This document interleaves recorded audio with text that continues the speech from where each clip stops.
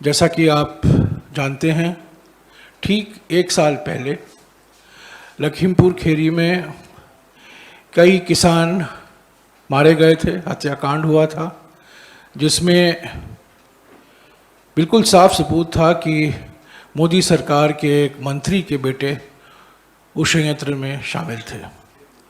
आज भी वो व्यक्ति मंत्रिमंडल के सदस्य हैं और इससे और अपमानजनक बात नहीं हो सकती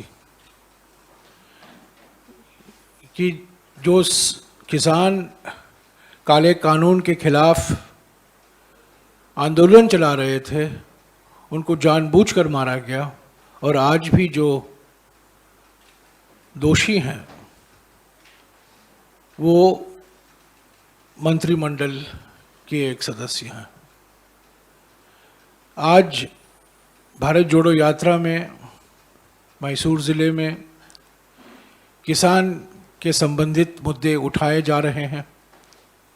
हम आज संयुक्त किसान मोर्चा की मांगों को फिर से समर्थन देते हैं। ख़ास तौर से एमएसपी की एक लीगल गारंटी होनी चाहिए और कई ऐसे मांग थे संयुक्त किसान मोर्चा की ओर से जिसका हमने हमेशा समर्थन किया है, करते रहेंगे। और भारत जोड़ो यात्रा का एक मकसद ये था कि किसानों के लिए जो आर्थिक न्याय की ज़रूरत है उसको देने में मोदी सरकार असफल रही है। सिर्फ निजी कंपनियों को प्रोत्साहन दे रही है कृषि क्षेत्र में प्रवेश करने के लिए।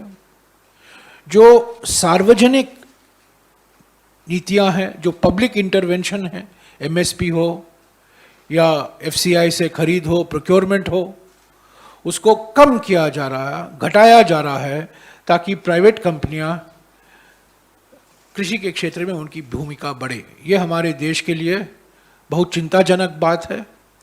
हमारे सार्वजनिक वितरण प्रणाली, जो पब्लिक डिस्ट्रीब्यूशन सिस्टम है, जो राशन शॉप का सिस्टम है, उसके लिए बहुत चिंताजनक बात है। अब तक भारत जोड़ो यात्रा केरला में, पहले तमिलनाडु में 62 किलोमीटर पूरा कर चुका है। केरला में 355 किलोमीटर पूरा किया था हम लोगों ने और आज कर्नाटक में तीसरा दिन है और आज दिन के अंत तक 66 किलोमीटर कर्नाटक में हम पूरा करेंगे। ऐसा कहा जा रहा था कि तमिलनाडु में अब कन्याकुमारी से जा रहे हैं, वहाँ हमारा सांसद है।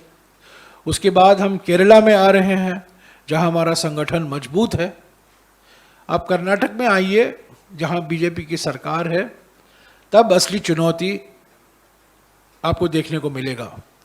मैं विश्वास के साथ कह सकता हूँ कि 3 दिन में जिस ढंग से, जिस तरीके से, जिस उत्साह से जनता ने हमारा स्वागत किया है, कर्नाटक में भी, बीजेपी शासित राज्य में भी, ये दर्शाता है कि भारत जोड़ो यात्रा एक ऐतिहासिक पद यात्रा है। लोग इससे साथ मिलना चाहते हैं। न केवल कार्यकर्ता मिलना चाहते हैं, न केवल नेता मिलना चाहते हैं, पर आम जनता भी मिलना चाहती है। और कई लोग आते हैं राहुल जी से मिलने के लिए, भारत पदयात्री से मिलने के लिए। और मुझे खुशी है बताने में कि अगले 18 दिन जो हम कर्नाटक में रहेंगे, हमें इतने ही उत्साह के साथ जनता हमको अपनाएगी अलग अलग ज़िलों में। और जो कहा जा रहा था कि कांग्रेस पार्टी कर्नाटक में बीजेपी सरकार है तो बड़ा मुश्किल होगा, मुझे तो नहीं दिखता है। हालांकि मुश्किलात और परेशानी बीजेपी पर है, क्योंकि रोज़ कुछ ना कुछ बातें आती हैं राज्य सरकार की ओर से, सांसदों की ओर से, बीजेपी सांसदों की ओर से, जिसका हम सभी जवाब देते रहते हैं। इसके अलावा कांग्रेस अध्यक्षा सोनिया गांधी जी 6 तारीख को भारत जोड़ो यात्रा में शामिल होंगी। मंड्या ज़िले में ज़्यादा वक्त नहीं लेंगी पर शामिल ज़रूर होंगी। और कल 4 तारीख और 5 तारीख दोनों दिन आराम का दिन है, विश्राम का दिन है, क्योंकि दशहरा है और हम मैसूर ज़िले में हैं जहां दशहरा सबसे उत्साह के साथ मनाया जाता है। ये दशहरा का गढ़ है माना जाता है। तो 4 तारीख और 5 तारीख को भारत जोड़ो यात्रा के लिए आराम का दिन होगा। 6 तारीख सुबह हम वापस शुरू करेंगे और करीब 8:30 बजे कांग्रेस अध्यक्ष श्रीमती सोनिया गांधी जी उसमें शामिल होंगी।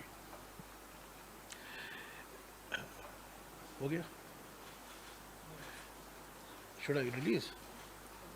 ठीक है। इसके अलावा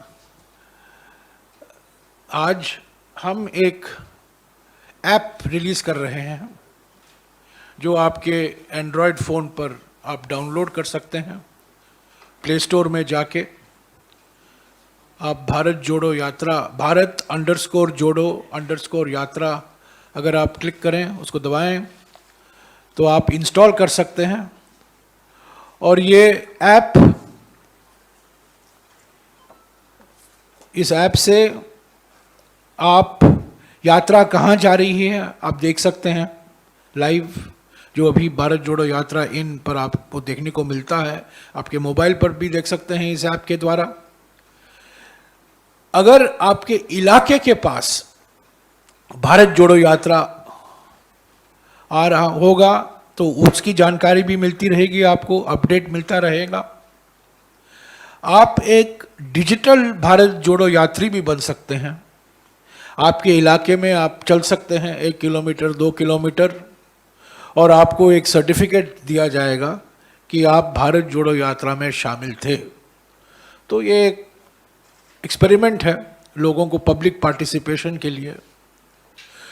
सवाल भी उठाए जा सकते हैं आपके द्वारा, आप सुझाव भी दे सकते हैं भारत जोड़ो यात्रा के लिए। इसको और इसमें क्या इसको हम और इसको कैसे बेहतर बना सकें, तो ये सजेशन भी आप दे सकते हैं, सुझाव भी दे सकते हैं, आलोचना भी कर सकते हैं, वो उसके हम पीछे हटते नहीं हैं।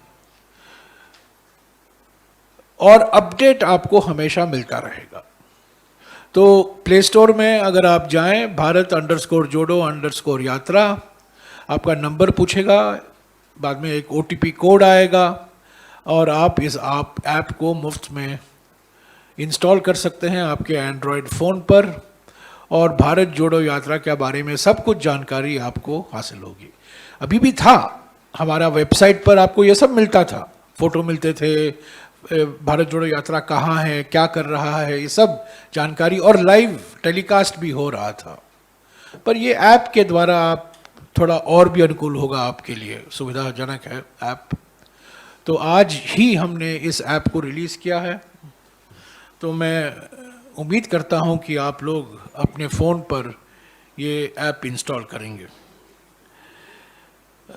इसके अलावा मैं यही कहना चाहता हूँ कि 25वां दिन भारत जोड़ो यात्रा के लिए एक निर्णायक दिन था, एक ऐतिहासिक दिन भी था, क्योंकि कल शाम को बारिश में आपने सब देखा होगा, देश ने देखा है जिस तरीके से बारिश में राहुल गांधी जी ने जनता को संबोधित किया। राहुल गांधी जी की प्रशंसा कितनी भी हम करें, जनता की भी प्रशंसा हम कितनी भी करें, वो पर्याप्त नहीं होगा।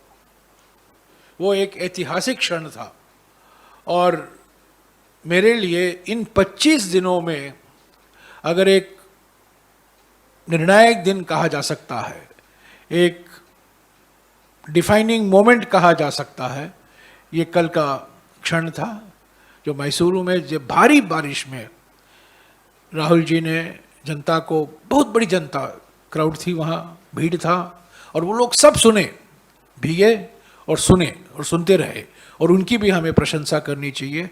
और मैं हमारे मीडिया साथियों को भी मैं आभार हूँ कि आप लोगों ने भी इस दृश्य को दिखाया अखबारों में, चैनलों में। और यही हम चाहते थे कि भारत जोड़ो यात्रा, मैंने बार बार कहा है, एक एंड्योरेंस का टेस्ट है। अभी तो सिर्फ 25 या 26 दिन गुजरे हैं और 130 दिन बाकी हैं और कई चुनौतियों का सामना करना पड़ेगा हमें। पर जिस तरीके से हमने कर्नाटक में शुरुआत की है, मैं समझता हूँ हम सभी चुनौतियों का सामना करने में हम सफल रहेंगे। शुक्रिया। मैंने कहा कांग्रेस अध्यक्ष 6 तारीख को सुबह 8:30 बजे मंड्या जिले में शामिल होंगे।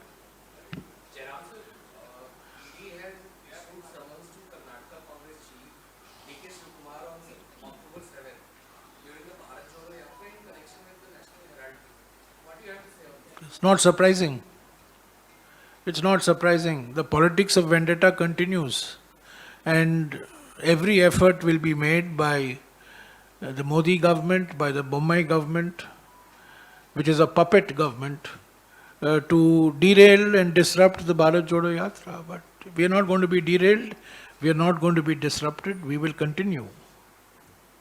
And today, by the end of the day today, the 3rd of October, we would have completed 66 kilometers in Karnataka. Walking. We would have walked.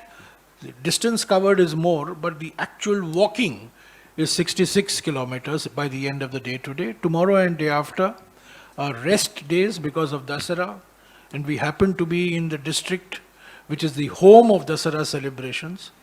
So we have a 2-day rest, 4th and 5th, and on 6th morning we will resume the Bharat Jodo Yatra, and the Congress President is expected to join it for a short while at 8:30 in the morning.